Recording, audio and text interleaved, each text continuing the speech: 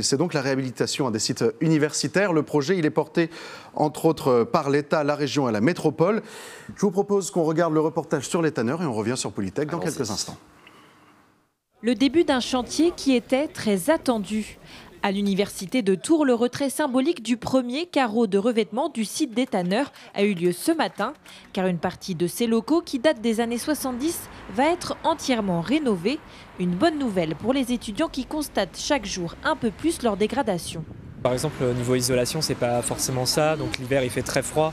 On garde nos manteaux systématiquement, c'est pas confortable pour travailler. C'est vraiment aussi l'extérieur qui menace un peu de s'effondrer, tout ça. Vieillissant, tout est vieillissant, on dirait que ça tombe en ruine un peu, surtout la façade.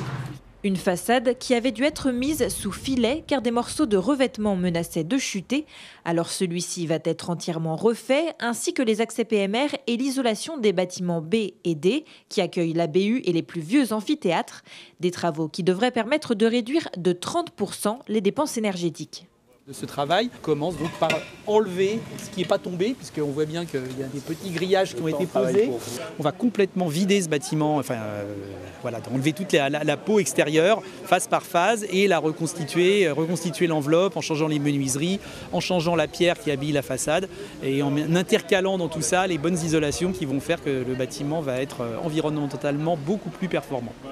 L'intérieur de la bibliothèque sera aussi entièrement réaménagé avec l'intégration d'un espace de coworking, de salles de formation et de nouveaux bureaux.